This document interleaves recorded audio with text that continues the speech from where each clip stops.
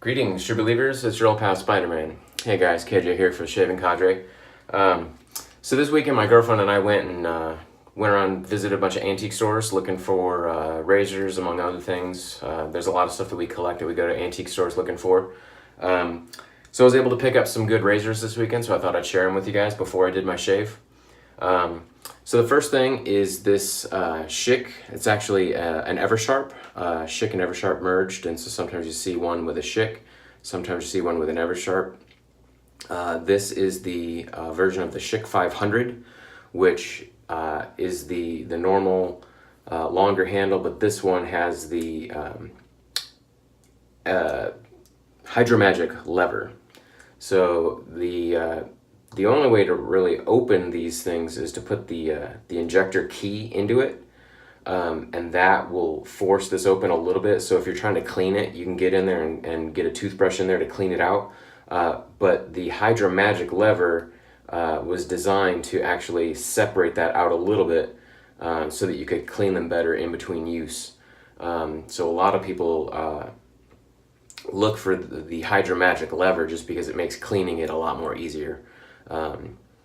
So I've never seen one. I have two Hydromagic razors, but they aren't the ones with this handle. They're the shorter black handle Hydromagics, which is what you more commonly see. This one's, I think, a little bit more rare. And I think a lot of people reserve these more for women's use just because it is a longer handle. But it's the exact same head, so it works good for guys too. So that was something I had never actually seen before, so that was pretty cool to find this. The next thing I found is a Gillette Tech. So this has an old plastic handle. You can see the Gillette logo, maybe if it'll focus, the Gillette logo on the bottom there, and it has the Gillette logo on the cap. Now I haven't cleaned any of these yet. I just bought them. And I'll probably be doing a video later on how to clean your razors, so some of these might be featured in that video. This razor is date coded W1, which is a 1951. There's two W date codes. There's a 1951 and then there's a 1976 because the alphabet repeated. So sometimes you'll have two different date codes with the same letter, but just based on the type of razor and knowing that this razor was not made in the 1976 version of the W, it was only in the 1951 version of the W. That's how you distinguish between which W is it, just because the same razors weren't made in the same time frame, at least with this handle. There were techs still made in 1976 to be a later W, but those all had an aluminum handle, and the head would have been a little bit different. W2 is what I am, but I'm a 1976 W2, so that is my birth year and birth quarter for Gillette razors. The next thing that I found was two Atras. Now Atra was the first Gillette cartridge razor that had a pivoting head. The Track 2 would have been the predecessor to this, which would have been a very similar razor, but it did not have the pivoting head. So the Track 2 and the Atra are kind of my go-to razors if I'm traveling, if I'm only taking a carry-on bag and I can't pack a DE with me, and I have to take a cartridge. The two-bladed Track 2 or the Atra are what I prefer to use. I don't really like any Gillette razor that has three blades or more. It tears up my face. It gives me really bad rashes and razor burn on my neck. So I like the two-bladed versions. This one is a date code C3. So that is a 1982 razor. So if you are on the younger side of the forum and you're looking for a Gillette date code or birth quarter razor, sometimes the Track 2 and the Atra are your only options to find something that has your date code, because they just didn't make the DEs at the later time. So this is a non-Gillette ripoff, basically. It does have a very nice rubbery grip to the handle, so this is going to be a really nice razor once I clean it up. This is pretty standard for the Atra to have this all silver kind of faceted handle, which is really nice and very grippy. The next thing I found is something that I don't have in my collection yet. I'm very happy to find, which is a cased Gillette Slim. I've got a few Slims, but I've never seen one in the case, and picked this guy up for $10. So that was kind of the score of the day for me. Slims aren't my favorite. I do prefer the Fat Boy over the Slim, but this is going to look nice in my display case, so I'm happy with that find. The last thing I'm going to share with you is a straight razor of sorts. So I found this, the 4S razor, and really keyed in on it because it's kind of a local thing. Ness City, Kansas. So I'm from Missouri, but just on the other side is Kansas. So anytime you can find something that's like locally branded, it's a part of history, it's kind of cool. So inside was this razor. Now it does say the 4S razor on it, but nowhere on the razor does it say Kansas, which I was a little bit disappointed with, but it is what it is. So this is a replaceable blade shavette of sorts. I haven't exactly figured this thing out yet. Haven't really had time to delve into it too much. But reading the back of the package, it says that it's a proprietary blade. So I don't know that I'm going to be able to get anything to work with this as of yet. And I still haven't even figured out how to get it open. You can see the back of the frame is split. So I think this kind of scissors open somehow. It might just be stuck and I need to soak it in some soapy water to kind of loosen it up. But the also intriguing thing about it that I found is with the guard. Now, if you're familiar with using like a WEC shavette that has the shaving guard on it, you know that you can flip it over. And so if you're shaving on this side, you've got the guard facing away from your face, but if you go like this, you have to flip the guard over. Well, the way this one is designed, I don't think you can flip that guard over, and maybe I'll discover otherwise once I get it apart. But from the looks of it, it does not look like that blade or the guard can be flipped to the other side of the blade. So I don't know, you can't hold it like this and shave this side of your face. So I don't know if this was designed strictly for the barber's use, who would only typically use one hand to shave his patron's face and wouldn't need to flip hands, so that's why the guard doesn't necessarily need to be flipped. So it's all kind of a mystery right now. I've never heard of this before. It's kind of new. I do collect shavettes, but I've never seen or heard of this one before, so it's just kind of an interesting piece. But I'll definitely be looking it up and trying to find some more history out on that one. The last thing that I picked up, which is kind of exciting for me, I went to the Amish store and picked up a couple of 4-ounce Boston Round bottles. Now I've been wanting to get some of these for when I make my own aftershave mixes. I've got a few blends that I enjoy, that I use a lot. I use the blends more than I use the individual scents that go into the blends. And so I wanted to get some uniform bottles that I can print out my own labels and make my own brand. So my brand is called Vesmerize. And Vesmerize is something that goes back quite a ways in my family. My grandpa, I think, kind of coined the term of when a Vesino, it's us, kind of creates something or fixes something that was unfixable, or just uses something creatively to get the job done, is we Vesmerize it. So I thought that was a fitting name for my brand of aftershave. So I've got 3 or 4 mixes that I've got right now that I use a lot. So I'll be mixing up some more and decanting them into these bottles, and eventually getting some cool labels made up for those. All right, so for this shave, I had a box of Velobra menthol that had been sitting in my den for 5-6 years probably, and just was unloved.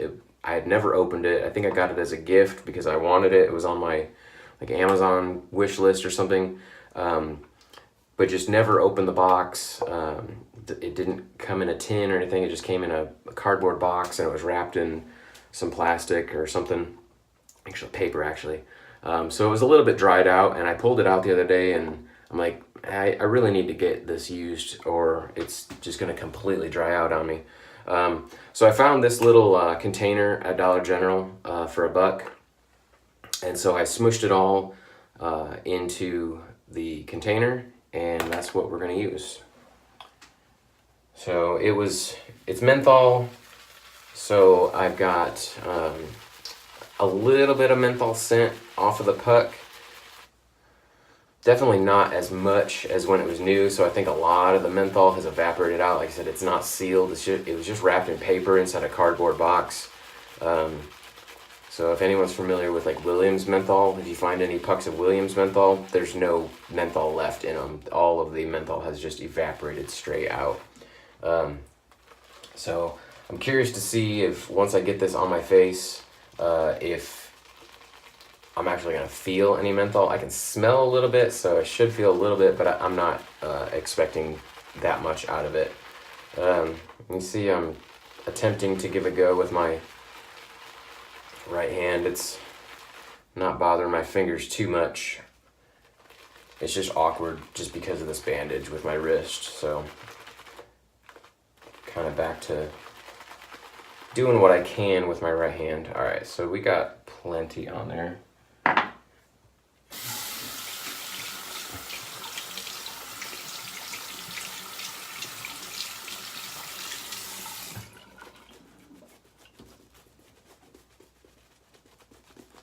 So if you're familiar with Velobra, they have a few different versions. They've got the soft soaps, which is the almond and the menthol, and those are veggie, I believe, non-tallow. And then they've got the stick, and then they're hard pucks, and those both have tallow. This is one of the best veggie commercial soaps that you're gonna find. If you're familiar with Cella, it lathers very similarly to Cella, but Cella is tallow and this isn't. So if anybody does not want tallow, this is a great soap to get. All right.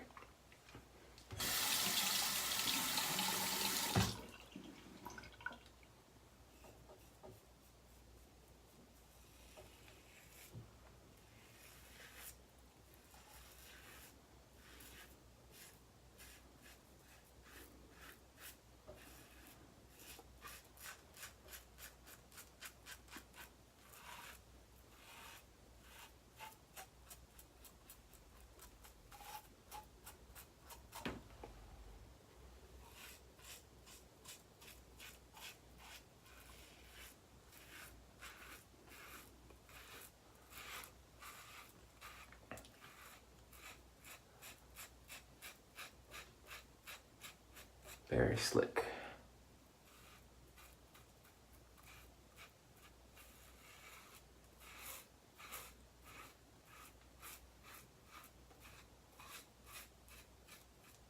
Using my hand isn't the issue, it's just the awkwardness of holding the razor basically with just my fingertips and not being able to wrap them around it.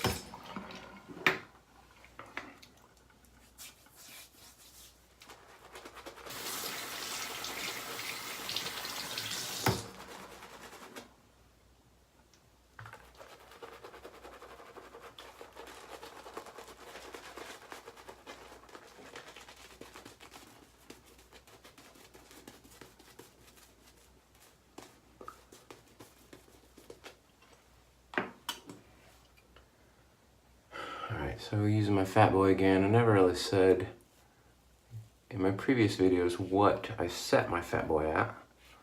I'm not a fan of aggressive razors, and even the Fat Boy set at 9 isn't terribly aggressive, but it's still kind of too aggressive for my tastes. A 1 is definitely too mild, but I found that 5 is pretty much the sweet spot for me. and I don't ever adjust it at all. Some people will start one pass on a setting and they'll move to another setting for the second pass, and that's just too much work. I found that a 5 is pretty much perfect for anything that I'm doing.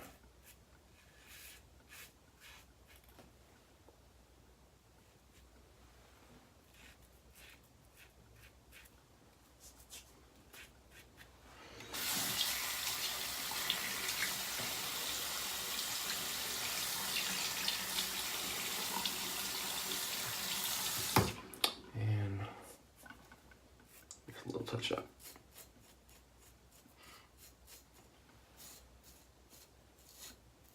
Really good residual slickness here.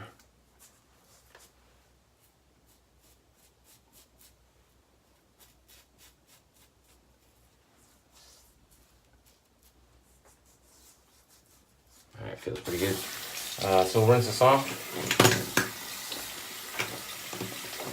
So I think a lot of people are fans of Velobra. If you haven't tried the soft soap, it's really good. I actually prefer it to the hard puck.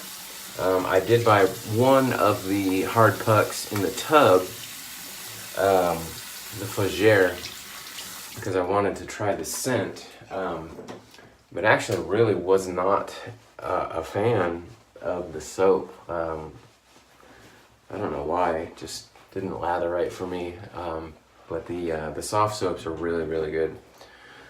So we're gonna finish up with some witch hazel, and then I'm gonna use a little bit of the last remaining sample that I have from the mix that I made, which is going to soon be mixed up into one of those bottles. This is one that I'm just tentatively calling Woods. It's a mixture right now of Booster Mosswood and Master Jade. So the mosswood scent and the pine scent in the jade really complement each other. I'm thinking of maybe adding 1 or 2 other things to the mix just as a test, but right now I really like this formula, so this might just end up being the end result. So just kind of like playing around with aftershaves and sometimes seeing which ones that kind of go together and complement each other and maybe have a synergistic outcome. Oh, I just love that scent. All right, so we opened up with some razors that I got from antique stores. So if you've never been antique store shopping, keep your eyes out. Get out there and look and see what you might find. I find razors all the time, and other shaving stuff. There was a bunch of stuff that I saw that I didn't buy because I already had it. I found several Old Spice mugs. I found a barbershop luxury stand with a brush, and then it had the spot for the razor but didn't have the razor with it. Lots of Avon aftershave bottles, which I have way too many of those, but if you ever see those, that's a good thing to pick up. Avon aftershaves, they don't spoil, they last forever, and Avon made 20-30 different scents, so go through the antique stores and just crack them open and see what you got. A lot of times you can find a 6 to an 8 ounce bottle of aftershave for $1 or $2. You're not going to beat that anywhere. So if you're looking for cheap stuff, you can find really good deals on razors, like this razor here, which is one that I've never seen before, so it's going to be a nice add to my collection. This was $3. So way cheaper than buying modern razors. And vintage razors can give just as good a shave as the modern ones. I know a lot of people are stuck on moderns, but vintage razors are where it's at for me. I have a couple of moderns that I do use, but I'm not in a buying mode for modern razors. I like buying the cheap ones and see what I can find at the antique stores, and it's just a fun day out. We also bought a bunch of uranium glass and some other unique things, so we have fun. So get out there and have some fun yourself, and we'll see you guys on the forum, www.shavingcadre.com. theshavingcadre.com.